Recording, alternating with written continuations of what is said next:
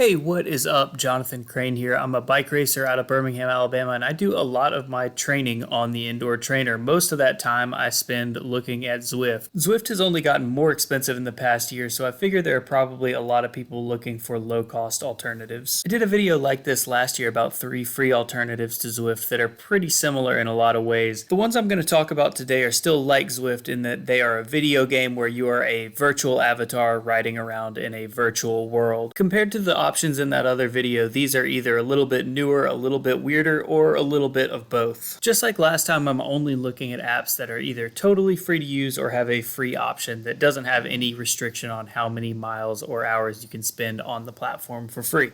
I'll start today with what I think is the most Zwift-like of the 3, and this is an app called CrankUp. That's CrankUp with a 4 where the A should be. CrankUp doesn't have a ton of features, but it is totally free, and the graphics are pretty good. If you watched my previous video about free Zwift alternatives, this is probably sounding a lot like Rolla World, which I described as a pretty decent-looking virtual environment that you can ride around in, and not much more than that. While that is a pretty apt comparison, there are a couple notable differences here that I would call improvements over where Rolla World sits right now. The first is that CrankUp only requires one app. Rolla actually requires you to run one app on your phone and another app on your computer, so it's just using more stuff and takes a little bit more faff to get it set up. This app also gives you the option to see a lot of different information on the heads-up display. It puts that information into little sub-windows, and you can actually turn each of those on and off individually with the F keys at the top of your keyboard. This is something that annoys me even on Zwift. A lot of times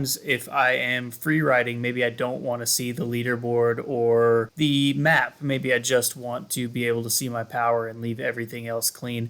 Zwift doesn't give you that option, so I think that some of the impetus for making this app is sort of born out of frustration at the lack of customizability over on Zwift. One of the myriad windows that this game gives you allows you to adjust what it calls a crankbot, but basically a personal pace partner that you can set to the exact wattage and weight and everything that you want. I think something is a little wonky with the drafting dynamics on this one because I was having a little bit of trouble staying with these pace partners even as I thought I had them adjusted exactly how I wanted, and I did play with it a bit. Outside of those pace partners and just the customizable HUD, I don't see a lot of features here. Their website does mention stuff about racing and group riding. I think those are things that have not been added yet. As I was clicking around on these menus, I didn't see any way to do any of that stuff. It could just be too early in the game. If it is in here and I can't find it, I've been on a lot of these platforms, so it should be pretty obvious to me if that stuff does exist. I think that has yet to be added at this point, though. This next one is one of the oldest Zwift alternatives out there. It was one of the first ones I remember seeing back in 2020. It's currently called Virtue Pro, formerly known as Veloton. Depending on your taste in graphics, this may be the best looking Zwift alternative out there, free or paid. Those graphics may look a little familiar to you if you've ever played or seen the Pro Cycling Manager series of games, famously streamed by Benji Nason. Virtue Pro is built on the game engine that runs those games. It's basically retrofitted to be controlled by a trainer. While this may look a lot like a Zwift clone, it actually functions more like the one-player mode on other sports games like NBA 2K, where you are the player character playing against a series of computer opponents. While there are a variety of other modes and options in this game, including workouts, time trials, and even racing other real people on the platform, the default mode and sort of the bread and butter of this platform is one player racing against computer opponents in simulations of World Tour events. The number and variety of recognizable courses on here is really impressive, but that's where things start to get a little bit weird. All of the courses themselves are actually at 1/5 scale, I believe, of real life. Obviously, you probably don't want to ride all of Paris-Roubaix on your trainer, so the entire course, like each cobble section, if in real life it is 5K on the trainer, is going to feel like 1K. That's not where the weirdness begins and ends on this one. The pack dynamics have always felt a little bit wonky to me. I think because the game it's based on is more of a real-time strategy game than an actual physics engine, then speeding everything else up to 1/5 scale also causes some weirdness with things like going over the crest of the climb. It feels like the pack on the other side starts to accelerate away from you very, very quickly. They've made a series of updates that have improved this nominally. It's also worth noting that you can't just ride through other riders on this platform. When you are behind a rider, you have to actually steer yourself around them using your keyboard. You will definitely have a keyboard because, like CrankUp, this is also only available on PC, only available available on Windows 10 and 11. As I look around the indoor racing scene this season, it seems a lot more sparse on Zwift, but across all the platforms, and that could just be that there is more racing spread out across those platforms. The fact that you can choose the exact length and intensity and start time of race you want on Virtue Pro is a big advantage that I don't see any other platform having. Despite being one of the oldest platforms I've talked about in these videos, I do believe Virtue Pro is still technically in beta, and I'm not totally certain what the future holds for the platform. Despite all its quirks, I have had a lot of fun on it, and it is definitely worth the price tag, which again is free at the moment. The third and final platform of this bunch, and maybe controversially I think my favorite, is called BikeTerra. BikeTerra's core mechanic is procedurally generating routes based on GPX files that you can ride in your browser. That means that you don't have to actually download anything. This game runs like old Flash games used to, completely inside the window in your internet browser. It feels a little bit like a spiritual successor to RGT's Magic Roads, where the big hook is the fact that you can create a route from anywhere all over the world and then ride it on your trainer. I can see this being a huge selling point, especially for triathletes who want to try out a race plan or recon a route, or for people who are sort of route badge aficionados on platforms like Zwift or Whoosh or Ruvi, people who really just like the challenge of completing a variety of routes. This takes all of the limits off of how many routes are already on those platforms. BikeTerra is graphically a complete 180 from the other two platforms we've looked at today. It's very rudimentary, and it's basically using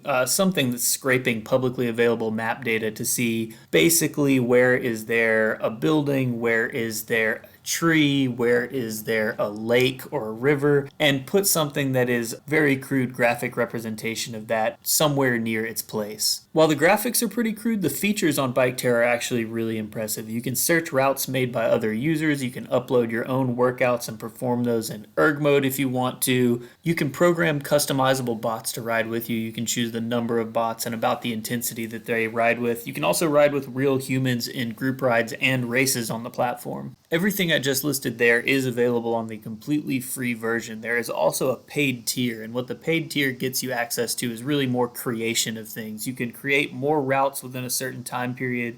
I believe it's only like one a week or one a month that you can create custom, but you can ride other people's routes. The paid version also lets you create your own group rides and races. So theoretically, just like RGT, one person on your group or team could have a paid account. You guys could set up your weekly recurring group ride on that platform, and then everyone else can just ride along for free by joining that event. I think that sense of community and possibility is why BikeTerra is my favorite of this group of 3 apps. If you want to hang out with me and ask me questions about these apps while I'm writing them, go follow me over at twitch.tv/Jonathan Crane. I do a lot of my indoor riding live on Twitch, and I like to talk to people about it. It helps me get through some of these long trainer miles in the winter season. And follow this channel if you want to see what I'm doing with all of this winter training. I've been putting in a lot of hours this off season, really looking forward to the race season, and I've got a few videos up from my recent training camp with my road team. We had a really successful season last year, and as a result, we've gone domestic elite this year, so we're going to be doing bigger races, harder races. I'm excited to document the process. It should be fun to give it a shot this year and really try and be as fit as I can possibly be. And I appreciate all you guys watching. See you next time.